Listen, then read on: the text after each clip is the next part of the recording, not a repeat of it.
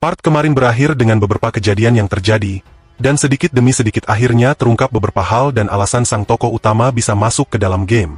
Nah, tanpa basa-basi lagi kita mulai alur ceritanya. Tak lama setelah itu, Sato pergi mencari yang lainnya, tetapi bertemu dengan Lisa dan seorang penjaga yang mencoba mengambil inti-inti monster yang telah dikalahkannya. Penjaga itu berkata bahwa hukum mengharuskannya menjual inti-inti itu ke kota, jadi dia harus menyerahkannya. Sato bersikap hati-hati dan menjawab bahwa dalam hal itu, dia akan membuat tanda terima yang menunjukkan jumlah inti serta jumlah yang dibayarkan untuk mereka, lengkap dengan nama atau identifikasi lainnya. Penjaga itu marah dan merasa tersinggung, mengira Sato menganggapnya pencuri. Namun, Sato menjelaskan bahwa pedagang harus berhati-hati. Dengan kemampuan dan logika pedagangnya, Sato berhasil membuat penjaga itu menandatangani kontrak yang memastikan tidak ada penipuan. Pada akhirnya, penginapan menyiapkan makan malam khusus sebagai ucapan terima kasih karena telah melindungi mereka. Sato melihat bahwa Lulu masih merasa tidak enak badan, jadi dia khawatir dan memutuskan untuk mencari apotek. Dalam perjalanannya, dia menemukan bulu Shadow Owl, tapi dia tidak terlalu memedulikannya dan menyimpannya untuk nanti diberikan kepada para gadis. Namun, Sato terkejut saat melewati gang, di mana dia melihat beberapa monster bayangan menyerang seseorang. Dia dengan cepat mengalahkan mereka dengan senjata sihirnya dan segera berlari untuk melihat korbannya, yang ternyata adalah seorang pria tikus berzirah merah. Pria tikus itu memperingatkan bahwa dia tidak akan bertahan lama, jadi dia memohon agar Sato menjaga sang putri. Melihat gadis yang dilindungi pria tikus itu, Sato segera memberikan pertolongan pertama dan membawanya ke rumah Nat dan Yusa. Dia menjelaskan bahwa dia membawa seseorang yang dikenal Yusa, lalu menunjukkan gadis yang dibawa oleh pria tikus itu. Ternyata, gadis tersebut juga seorang elf, dan Liza langsung mengenalinya sebagai Miss Arania Boleman atau Mia. Segera setelah itu, mereka mencari pendeta untuk merawat luka pria tikus tersebut. Keesokan harinya, Sato mengunjungi mereka, dan Nat menjelaskan bahwa gejala yang dialami Mia mirip dengan kekurangan kekuatan sihir yang berkepanjangan. Sato memeriksa keadaan Mia dan menemukan bahwa dia berusia 130 tahun, tetapi masih dianggap sebagai anak-anak di kalangan elf. Mia tidak sakit atau terluka parah, dan kekuatan sihirnya sedikit pulih meskipun masih rendah. Nat menyarankan bahwa ramuan mana bisa mempercepat pemulihannya, namun ramuan tersebut sangat mahal. Meskipun begitu, meski mereka tidak bisa membelinya, mereka bisa membawanya ke tempat yang kaya akan mana seperti jalur le atau mata air alami. Tak lama kemudian, Mia akhirnya bangun. Jadi, mereka berdua pergi menemuinya untuk memperkenalkan diri dan menjelaskan situasinya. Ketika melihat Sato, Mia bertanya apakah dia menggunakan roh, tetapi Sato menjawab bahwa dia belum pernah melihat satu pun. Nat menjelaskan bahwa hanya orang-orang dengan penglihatan spiritual yang bisa melihat roh, dan ketika memeriksa informasi tentang Mia, Sato menemukan bahwa dia memiliki kemampuan tersebut. Tak lama setelah itu, Sato bertanya seperti apa roh-roh itu, tapi Mia hanya menjawab bahwa mereka lembut dan bercahaya.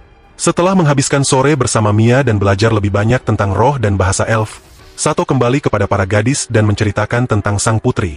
Mereka semua sangat bersemangat mendengar cerita tersebut, jadi Sato membawa mereka untuk bertemu Mia pada sore itu. Sementara mereka saling berkenalan, Sato berbicara dengan Nat. Dia bertanya apakah Sato memiliki kereta. Sato menjawab bahwa dia hanya memiliki kuda, tapi kuda-kuda itu kabur karena hujan bintang. Nat kemudian menawarkan sebuah kereta, karena seorang pedagang yang dikenal bosnya akan segera pensiun dan menjual kereta dengan 2 kuda. Sato ragu sejenak dan mempertimbangkan untuk menolak tawaran itu karena dia tidak memiliki pengalaman mengendarai kereta. Namun, Lulu memberitahu bahwa dia pernah mengendarai kereta kuda sebelumnya, sehingga akhirnya Sato menerima tawaran itu, dengan mengandalkan Lulu untuk mengajarinya. Keesokan harinya, Sato dan para gadis pergi keluar untuk latihan berkemah dan menyesuaikan diri dengan kehidupan di alam. Setelah menetap di suatu tempat, mereka melakukan berbagai kegiatan di alam terbuka seperti mengumpulkan bahan-bahan dan bahkan melakukan pertukangan. Selama waktu berkemah, Sato menerima kunjungan dari anak-anak biasmen yang pernah dia beri makan, dan mereka memberinya 1 set buah-buahan dan biji-bijian yang beragam sebagai tanda terima kasih atas makanan hari itu. Sato menerima bijinya sebagai permintaan maaf atas gangguan yang terjadi, tetapi dia tidak membiarkan mereka pergi dengan tangan kosong dan memberi mereka banyak daging kering untuk dimakan setelah perkemahan. Sato kembali ke kota dan menyelesaikan dokumen kereta yang sekarang secara resmi menjadi miliknya. Arisa mengusulkan agar mereka menggunakan kereta untuk membawa Mia kembali ke rumah karena desa elf terletak di tenggara kerajaan Shiga. Sato tidak keberatan dengan ide tersebut, tetapi ia mengusulkan untuk bertanya kepada Liza terlebih dahulu ketika ia kembali. Sementara itu, Lulu bertugas mengajarkan cara mengemudi kereta, tetapi ia masih tampak agak malu dan canggung karena statusnya sebagai budak. Namun, Sato berhasil membuat Lulu merasa lebih percaya diri dalam waktu singkat, dan dia belajar mengemudi kereta dengan sukses. Namun, cuaca tiba-tiba berubah, dan di sepanjang perjalanan, Sato mendeteksi kehadiran yang kuat, yang ternyata berasal dari burung hantu hitam. Burung itu terbang, jadi Sato memutuskan untuk kembali kepada yang lain.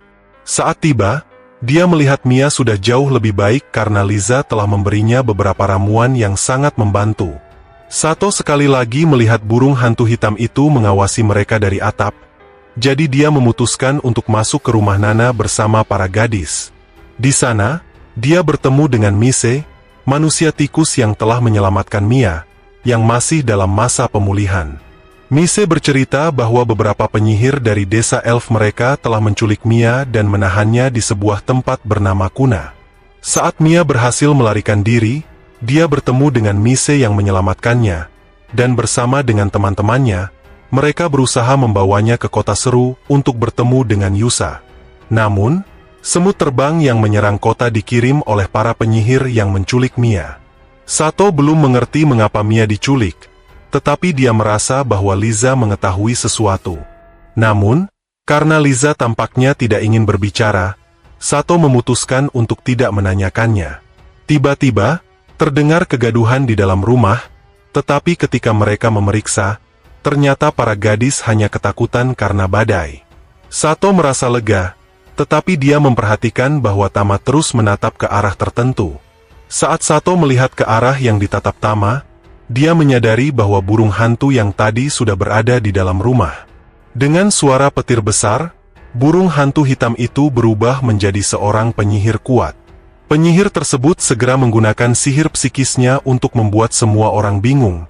Tetapi Arisa berhasil mematahkan pengaruh sihir itu dengan sihirnya sendiri.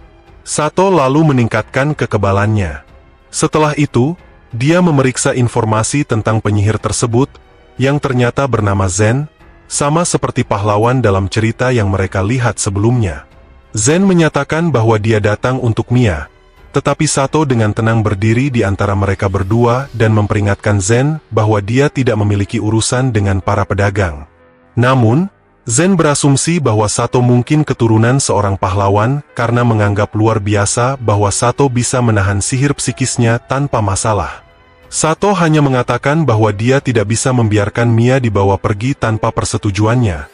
Tetapi Zen menjawab bahwa dalam hal ini dia harus menghabisi mereka semua. Melihat bahwa para gadis tertidur karena sihir Zen, Sato merasa bebas menggunakan kekuatannya tanpa menahan diri. Dia segera meluncurkan serangan ke arah Zen menggunakan keterampilan seni bela dirinya. Tetapi Zen menangkapnya dengan mengendalikan bayangan, terkesan dengan kekuatan Sato. Liza dan Arisa menyerang penyihir tersebut, dan gangguan itu cukup untuk membuat Sato melepaskan diri dari cengkeraman Zen. Mia meminta mereka untuk melarikan diri, tetapi Arisa menjawab bahwa prioritas mereka adalah menyelamatkan Mia, karena itulah yang diinginkan tuannya. Setelah itu, Arisa diam-diam mempersiapkan serangan, sementara Sato mengulur waktu. Setelah berhasil mengalihkan perhatian Zen cukup lama, Sato menyingkir dan Arisa meluncurkan serangan yang begitu kuat hingga rambutnya kembali ke warna aslinya. Zen hampir saja menangkis serangan itu dan berkomentar bahwa serangan itu nyaris mengenainya, serta bahwa dia tidak menyangka Arisa memiliki kemampuan unik seperti itu. Melihat rambut Arisa yang berwarna ungu, Zen berasumsi bahwa Arisa juga merupakan reinkarnasi. Arisa pingsan karena kelelahan, dan Zen berkomentar bahwa kekuatan yang lebih besar dari kemampuan akan membawa kehancuran. Dia memperingatkan Sato bahwa jika dia ingin mencegah Arisa menjadi mainan para dewa, dia harus memastikan bahwa Arisa tidak menggunakan kemampuan uniknya. Setelah mengatakan itu, Zen memutuskan untuk pergi dan mengendalikan bayangannya untuk membawa Mia bersamanya. Sato tidak bisa menghentikannya, tetapi Zen menjelaskan bahwa Sato bisa mengunjungi Kuna jika dia tidak takut mati. Tanpa membuang waktu, Sato memberi instruksi kepada para gadis tentang apa yang harus dilakukan, dan segera melompat ke portal bayangan yang diciptakan oleh Zen. Sato memasuki area kosong di mana bahkan peta tidak tersedia. Namun, dengan caranya sendiri, Sato berhasil memecahkan sistem dan keluar dari tempat itu, memasuki apa yang tampaknya adalah sebuah kastil. Zen terkejut melihat Sato di sana, tidak percaya bahwa Sato berhasil melarikan diri dari penjara bayangannya. Sato menjelaskan bahwa dia menggunakan amulet cahaya membuat sihir tidak berfungsi padanya. Namun Zen mengatakan bahwa ujian harus diberikan secara adil dan dia tidak bisa curang. Hanya mereka yang telah menaklukkan Cuna yang bisa mencapai tempat itu, dan hanya seorang pahlawan yang bisa melakukannya. Zen menyatakan bahwa hanya seseorang seperti itu yang akan mendapatkan hak untuk bertarung dengannya, Raja Abadi, yang tidak akan pernah bisa mati selama dia memiliki perlindungan dari Tuhan. Sato mencoba berlari ke arah Mia, tetapi Zen mengirimnya keluar dari aula utama, meninggalkannya di luar Cuna, yang ternyata merupakan pohon raksasa. Tanpa membuang waktu, Sang Sato mengalahkan semua monster di jalannya sampai dia tiba di pintu masuk, di mana ada teks dalam bahasa elf. Menggunakan kemampuan khusus, dia berhasil membaca bahwa tempat itu merupakan institut pelatihan elf, sehingga mekanisme pendukung kehidupan hanya akan berfungsi dengan elf.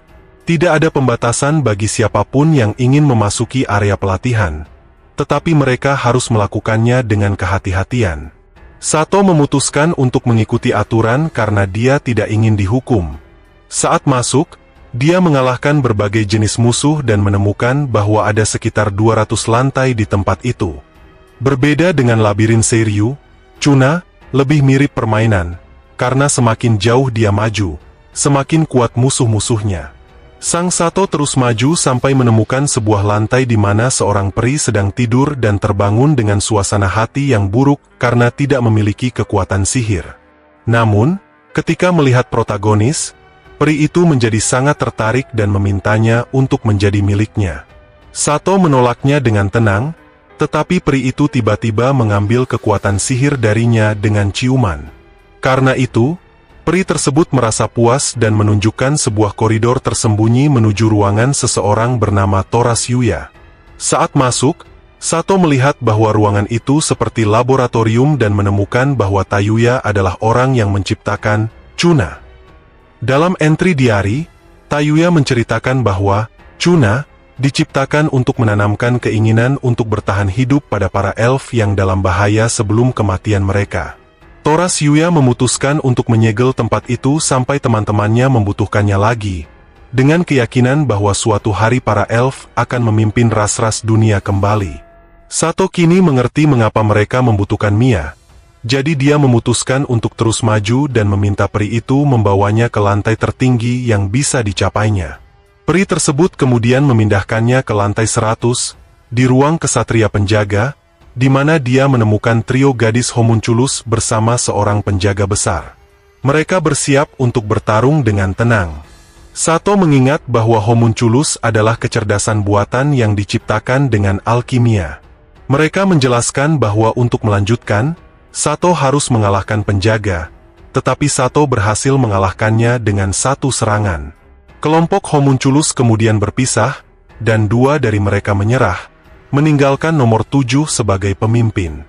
Sato hanya membuatnya pingsan dan meninggalkannya di tempat yang aman untuk melanjutkan penyelidikannya. Saat terus maju, dia bertemu peri lain yang membawanya ke lantai 180.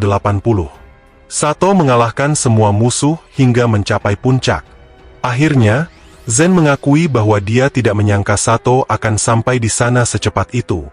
Namun, dia mengatakan bahwa Sato tidak memiliki kredensial untuk menghadapinya, karena dia harus bertarung melawan musuh yang tidak bisa dikalahkan untuk mendapatkan gelar pahlawan.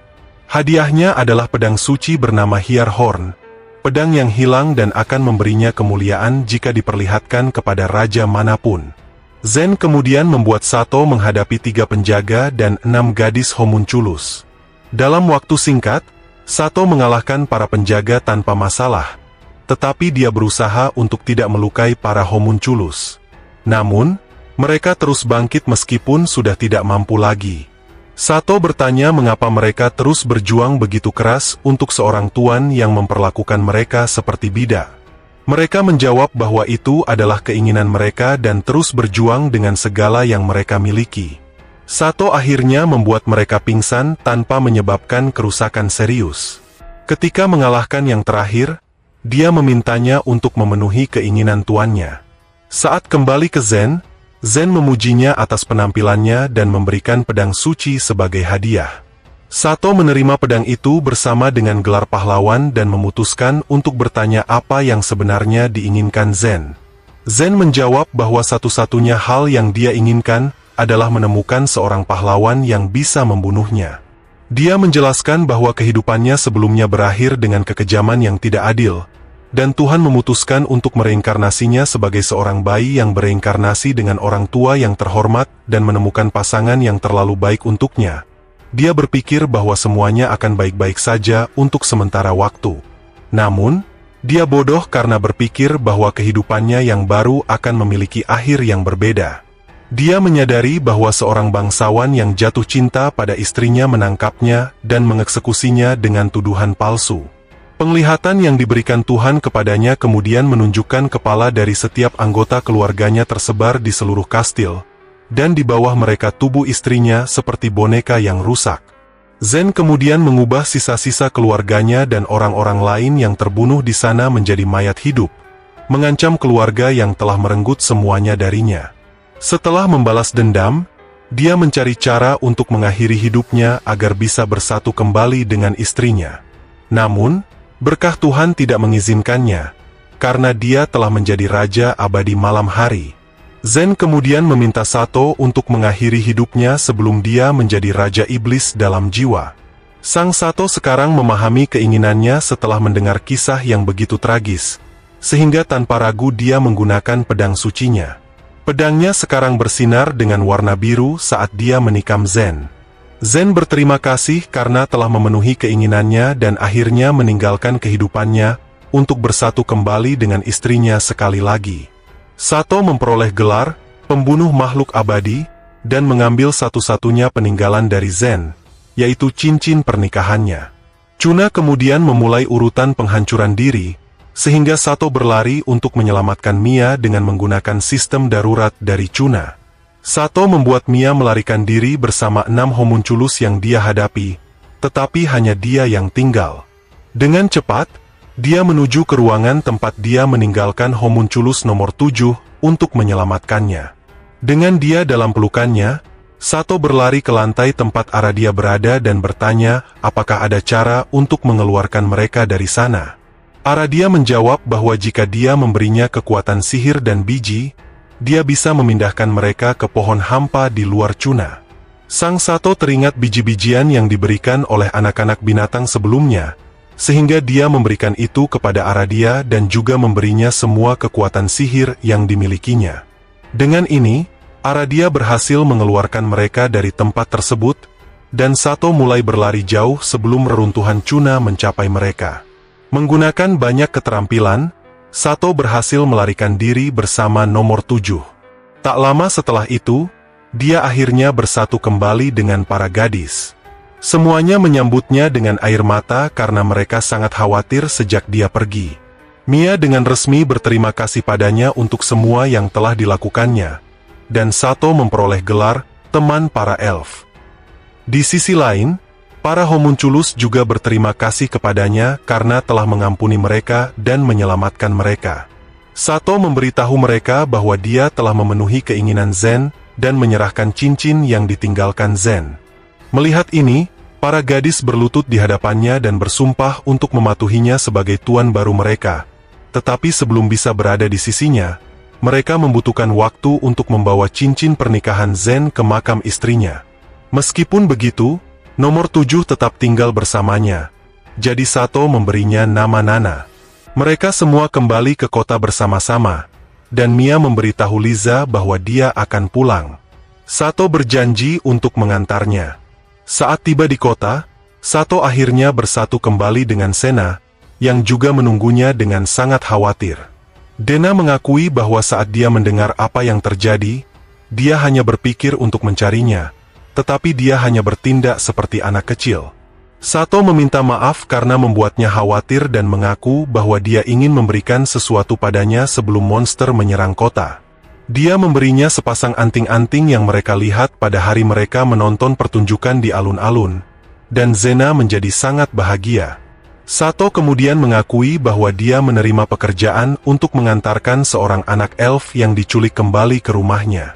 Dena terkejut dan berpikir bahwa Sato tidak akan kembali, tetapi dia menenangkannya dengan mengatakan bahwa dia pasti akan kembali dan akan membawa oleh-oleh dari perjalanan itu. Keduanya pun berjanji untuk bertemu lagi. Tak lama setelah itu, Sato kembali kepada para gadis yang sudah selesai berkemas. Mereka semua mengucapkan selamat tinggal pada kelompok tersebut, tetapi Zena tidak hadir dalam perpisahan itu. Meskipun begitu, kelompok tersebut akhirnya memulai perjalanan mereka menuju desa para elf. Namun, tidak lama setelah mereka meninggalkan kota, Dena mengejar kereta kuda dengan menunggangi kuda dan menghentikannya. Sato berbicara dengan Zena sendirian, dan dia mengakui bahwa dia tidak bisa menjadi seperti putri dari kisah yang meninggalkan keluarganya demi kekasihnya. Oleh karena itu dia tidak akan meminta untuk dibawa bersamanya. Namun, di musim semi, kakaknya akan menjadi dewasa dan pemimpin keluarga, dan setelah berbicara dengannya, kakaknya setuju untuk membiarkannya melakukan apa yang diinginkan. Jadi ketika musim semi tiba, dia juga akan ikut. Kelompok tersebut kembali berangkat setelah perpisahan itu, dan Sato tidak bisa berhenti memikirkan tentang makan malam. Setelah beberapa waktu bepergian, semua orang berhenti untuk makan, dan Lisa menyiapkan camilan untuk perjalanan sebelum berangkat lagi. Arisa berkomentar bahwa dia akan menyimpan camilannya di item box, menjelaskan bahwa itu seperti inventaris dalam video game. Ini menggunakan sihir untuk memasukkan dan mengeluarkan barang, jadi jarang digunakan, tapi sangat berguna. Sato memutuskan untuk mendapatkan kemampuan itu dan membandingkannya dengan inventarisnya sendiri, menyadari bahwa itu berbeda. Meski begitu, dia memutuskan untuk mempelajarinya dengan hati-hati nanti, dan mengingatkan para gadis untuk menyelesaikan tugas mereka sebelum berangkat. Sato menyiapkan bantal agar mereka bisa bepergian dengan lebih nyaman, dan juga membuat boneka untuk anak-anak. Tak lama setelah itu, mereka melanjutkan perjalanan panjang mereka. Sampai mereka berhenti lagi, Sato memutuskan untuk tinggal sedikit lebih lama agar kuda-kuda bisa beristirahat. Selain itu, dia ingin anak-anak bersenang-senang lebih lama, jadi sebagai permainan, dia memberi mereka misi untuk memeriksa beberapa batu di daerah tersebut. Pochi, Tama, dan Arisa berlari dengan penuh semangat untuk menjelajahi area itu, sementara Sato menghabiskan lebih banyak waktu dengan Mia dan yang lainnya. Namun, tak lama setelah itu, Arisa mencarinya dan menunjukkan bahwa dia menemukan sebuah batu story, sehingga mencurigai ada kuil di dekatnya.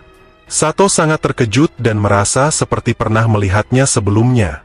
Tiba-tiba dia mendengar suara seorang wanita yang memanggil nama aslinya dan mengatakan kepadanya untuk tidak melupakan bahwa mereka akan selalu bersama. Suara wanita lain mengatakan bahwa tidak peduli dunia atau era mana, dia akan selalu menjadi Ichiro. Sang Sato mengingat dirinya sendiri saat masih kecil di sebuah kuil, bertanya kepada teman masa kecilnya apakah reinkarnasi itu nyata. Temannya menjawab bahwa itu nyata, tetapi tidak cukup hanya dengan bereinkarnasi. Tiba-tiba, Sato mengingat bahwa kuil itu berada di dekat rumah kakeknya. Gadis berambut aneh itu mengatakan bahwa hidup manusia dan dewa berbeda. Untuk bisa bersama, diperlukan intervensi ilahi. Di sana, Sato mengingat seseorang menari kagura, sebuah tarian yang didedikasikan untuk seorang dewi yang jatuh cinta dengan manusia. Sebelum dia bisa mengetahui lebih banyak, Arisa membangunkannya, berseru bahwa dia tidak boleh tertidur di tempat seperti itu.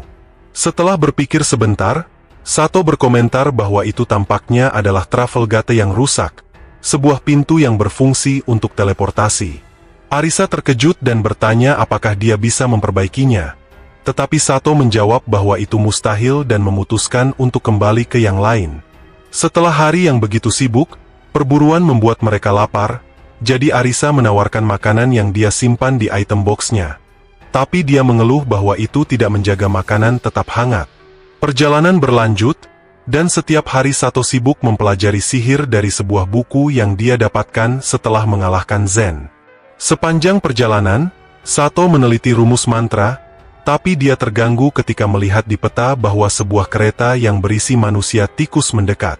Dia segera menghentikan kereta itu untuk melihat mereka, dan Mia sangat senang bisa bertemu mereka kembali karena rupanya mereka adalah teman Mise yang pernah menjadi umpan agar Mia bisa melarikan diri dari Chuna.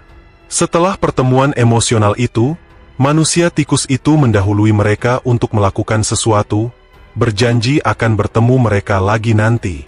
Oleh karena itu, Sato dan yang lainnya memutuskan untuk berkemah dan berburu sesuatu untuk makan malam. Mia membantu Sato dengan mantra-mantra baru yang ia rumuskan, dan semuanya sukses. Bahkan saat semua orang tidur, Sato terus mempelajari sihir untuk menciptakan lebih banyak mantra, dan dia juga memutuskan untuk membandingkan inventarisnya. Dengan kotak item yang disebutkan oleh Arisa, mereka mencoba menyimpan berbagai barang. Meskipun begitu, kotak item ternyata lebih rendah daripada inventarisnya. Namun, dia menyadari bahwa barang-barang yang disimpan di dalam kotak item berubah seiring waktu, sementara barang-barang yang disimpan di inventaris tetap dalam kondisi saat disimpan dan tidak berubah seiring waktu. Keesokan harinya, kelompok tersebut melanjutkan perjalanan sampai mereka bertemu kembali dengan manusia tikus.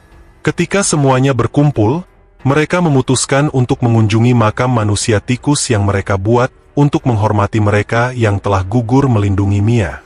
Mia mendekati makam itu dan berterima kasih kepada semua yang telah membantunya. Kemudian dia melafalkan ritual suci agar mereka yang telah tiada beristirahat dengan tenang. Tak lama setelah itu, rekannya mendekati Sato dan memberinya sebuah lonceng, menjelaskan bahwa lonceng tersebut dibuat oleh elf. Karena Mia sudah mempercayainya, rekannya mengakui bahwa Sato layak untuk memilikinya. Manusia tikus berpamitan dengan kelompok tersebut, dan setelah itu kelompok melanjutkan perjalanan mereka sampai mereka tiba di kota berikutnya. Saat tiba di sana, kebetulan mereka bertemu dengan seorang petugas yang pernah mencoba mengambil inti monster dari Lisa di Seryu. Petugas tersebut pergi setelah menyerang beberapa warga. Sato kemudian mendekati mereka dan menawarkan ramuan untuk menyembuhkan luka-luka mereka. Mereka ragu untuk menerimanya karena ramuan itu terlalu mahal. Tetapi Sato bersikeras, dan akhirnya mereka menggunakan ramuan tersebut, pulih seketika. Sato merasa lega mengetahui bahwa ramuan itu bahkan bisa menyembuhkan patah tulang dan kembali ke kelompok setelah pasangan warga tersebut mengucapkan terima kasih. Arisa berkomentar bahwa Sato sangat murah hati, tetapi dia harus memastikan untuk menyimpan ramuan untuk situasi darurat. Sato menganggap itu ide yang bagus, sehingga ia memutuskan untuk belajar alkimia agar bisa membuat ramuannya sendiri. Tak lama setelah itu, ia memperoleh keterampilan formulasi dan mulai berlatih alkimia dan transmutasi. Setelah mempelajari yang diperlukan, Sato berhasil membuat ramuan pertamanya yang ternyata berkualitas tinggi. Namun, ia menemukan bahwa jika ramuan tersebut tidak disimpan dalam botol khusus, kualitasnya akan menurun. Ini karena botol-botol khusus tersebut memiliki lingkaran sihir yang dibuat dengan tinta khusus. Melihat bahwa bahan-bahannya hampir habis, Sato memutuskan untuk membeli lebih banyak. Jadi keesokan harinya mereka pergi ke kota terdekat, Kota Nu. Saat melihat peta, dia menyadari bahwa berbeda dengan Seryu, banyak area di peta yang kosong, jadi dia memutuskan untuk menyelidikinya nanti. Untuk saat ini, dia memutuskan untuk pergi ke toko alkimia yang pemiliknya adalah seorang wanita bernama Len Maris. Sato bertanya tentang semua yang dia butuhkan, tetapi ketika menanyakan tentang botol khusus, Len Maris mengatakan bahwa dia tidak punya lagi karena pelanggan terakhir yang datang membeli semua botol sebelum dia tiba. Mereka memiliki surat perintah penyitaan dengan segel Vicero Sedum, jadi dia tidak bisa berbuat apa-apa. Meski begitu, dia mengatakan bahwa jika Sato benar-benar membutuhkannya sekarang, dia harus pergi langsung ke pembuat tembikar untuk membelinya. Setelah mendapatkan informasi tersebut, Sato memutuskan untuk menundanya untuk hari itu dan sebagai gantinya melengkapi dirinya dengan beberapa mantra yang dia beli secara diam-diam. Pada malam hari, dia memutuskan untuk pergi ke area kosong yang dia lihat di peta sebelumnya dan menembus penghalang sihir di hutan. Saat masuk, Bagian peta tersebut terbuka dan terungkap bahwa tempat itu disebut hutan ilusi. Meskipun menurutnya hutan itu biasa saja, dia juga menyadari bahwa ada orang yang mendekat, jadi dia mengira bahwa penyihir sudah mengetahui bahwa dia telah melintasi penghalangnya. Tak lama kemudian, dia diserang oleh prajurit-prajurit sihir dan murid penyihir tersebut. Tetapi dia dengan mudah menghindari semua serangan sambil tetap tenang. Hal ini membuat murid penyihir tersebut gelisah.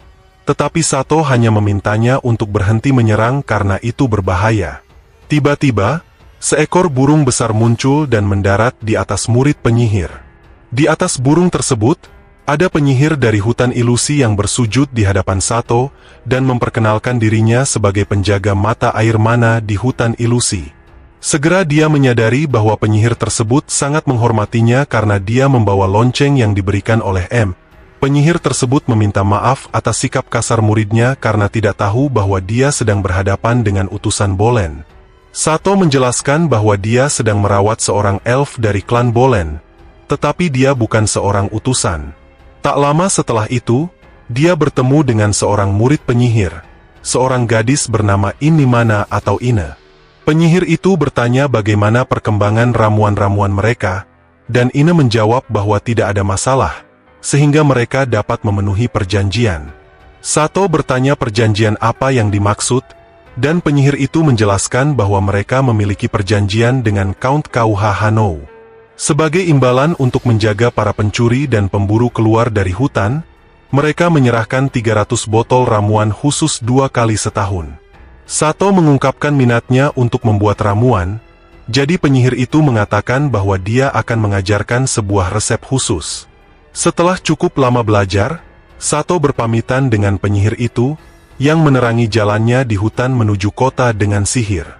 Penyihir itu memberinya sebuah surat yang tampaknya harus dia serahkan kepada seorang raksasa. Sato menyimpan surat itu dan akhirnya kembali bersama yang lainnya.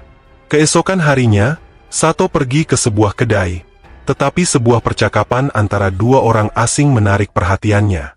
Dia mendengar bahwa mereka berbicara tentang batas waktu dan barang yang harus mereka hancurkan.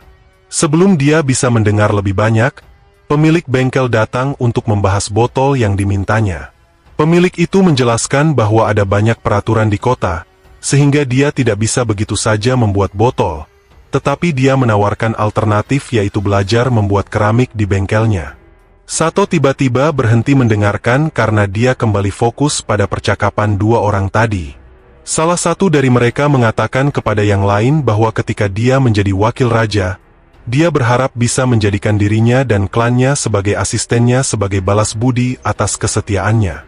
Yang lain menjawab bahwa itu akan terjadi, tetapi mengklarifikasi bahwa dia tidak akan menjadi wakil raja karena rencananya adalah untuk menjadi penguasa wilayahnya sendiri. Sato mengabaikan percakapan itu, yakin bahwa itu hanyalah omongan bangsawan yang tak berarti. Keesokan harinya, dia dan para gadis memutuskan pergi ke bengkel untuk belajar membuat keramik. Tetapi Sato memeriksa peta dan menemukan bahwa Ine sedang dikejar oleh musuh. Mereka segera pergi untuk membantunya, karena ada sekelompok bandit yang mengejar ramuan perjanjian tersebut. Sato dan para gadis berhasil menghentikan musuh, sehingga Ine berhasil memasuki kota. Namun, begitu dia masuk, sekelompok bandit membuatnya kecelakaan, sehingga gerobaknya hancur bersama dengan ramuan-ramuannya. Setelah menghitung botol-botol yang tersisa, ditemukan bahwa dari 300 ramuan, hanya tersisa 120, sehingga masih kurang 180 untuk memenuhi perjanjian. Ine sangat terpukul, tetapi Sato menyarankan untuk menyerahkan yang ada terlebih dahulu, baru kemudian memikirkan solusinya. Namun, ketika mereka menjelaskan situasinya, asisten wakil raja, Birkins, mengatakan bahwa mereka tetap membutuhkan 300 botol sebelum malam tiba. Sato merasa mengenali suaranya dan terkejut melihat bahwa Dosan, seorang pejabat yang pernah menyerang warga sebelumnya, berada di sampingnya. Meskipun Sato menawarkan berbagai solusi, Birkins dengan tegas menolak, mengatakan bahwa dia membutuhkan ramuan khusus dari penyihir tersebut. Seolah-olah dia ingin menggagalkan perjanjian itu, tetapi Sato menyadari bahwa bukan itu masalahnya.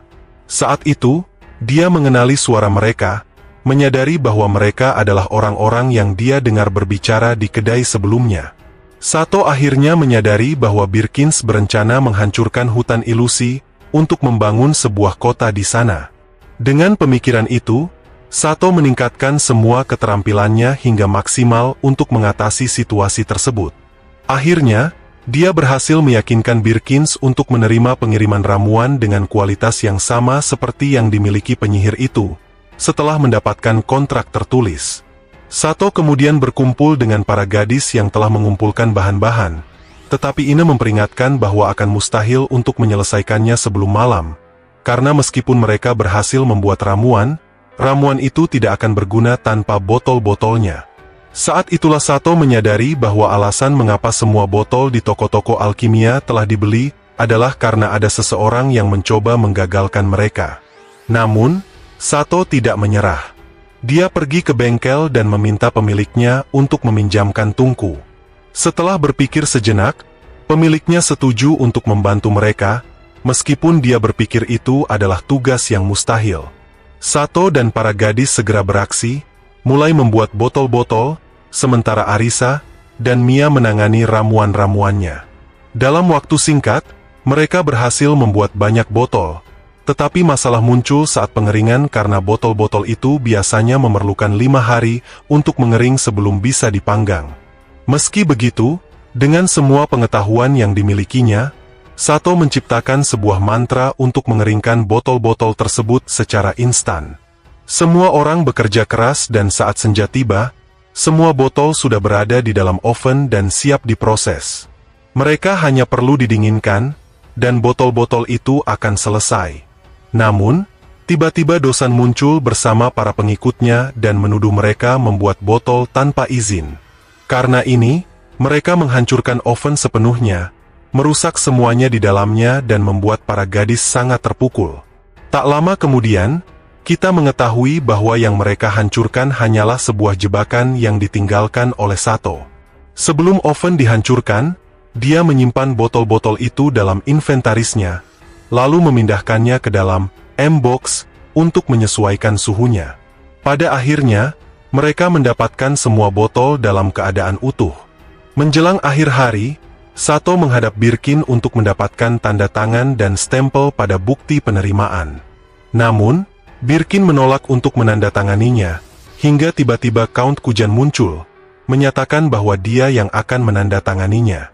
Kemudian, penyihir dari hutan ilusi juga tiba di tempat itu, karena Sato telah menggunakan hewan peliharaan Ine untuk berkomunikasi dengannya dan menceritakan situasinya.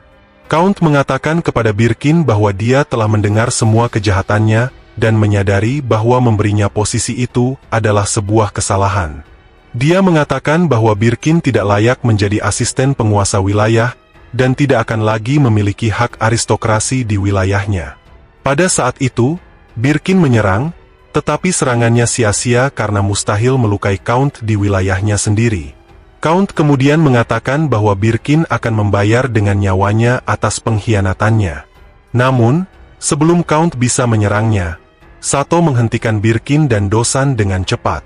Count terkejut dan bertanya mengapa Sato ikut campur, tetapi Sato hanya menjawab bahwa itu karena ada anak-anak di sana. Setelah semuanya selesai, kelompok itu bersiap untuk pergi. Penyihir dan Ine berterima kasih kepada Sato dan sebagai tanda penghargaan, mereka memberinya sebuah lentera ajaib, serta Sato mendapatkan gelar teman penyihir. Akhirnya, Sato dan para gadis melanjutkan perjalanan mereka, merencanakan untuk melewati Baroni Muno. Dena menerima surat dari Sato dan sangat gembira hingga menceritakan kepada teman-temannya bahkan sebelum membacanya. Dalam surat itu, Sato menceritakan bahwa mereka telah bepergian ke Count Kuhano di sebelah barat Seryu dan perjalanan pertama mereka lebih sulit dari yang diharapkan. Meski begitu, mereka sudah terbiasa tidur di luar dan sangat menikmati petualangan mereka di dunia baru ini. Suatu malam, Sato membacakan sebuah buku untuk para gadis yang menceritakan kisah tentang 7 dewa yang turun dari langit. Seiring waktu, jumlah dewa itu menjadi 9. Yang ke-8 adalah Dewa Naga, yang sebenarnya sudah ada sebelum 7 dewa lainnya tetapi sedang tertidur. Yang ke-9 adalah Dewa Iblis, yang datang dari dunia lain. Karena sangat egois, ia menciptakan iblis-iblis yang menyembahnya. Iblis-iblis itu mengganggu ras-ras lain, sehingga manusia meminta kepada Dewi Muda untuk memberi mereka kekuatan untuk melawan iblis-iblis itu. Dewi Muda tersebut kemudian berdiskusi dengan Dewa Naga, yang mengajarinya mantra untuk memanggil para pahlawan, yaitu sihir harapan. Para gadis sangat senang dengan ceritanya, dan Sato menutup buku tersebut, menyadari bahwa mereka masih memiliki perjalanan panjang di depan.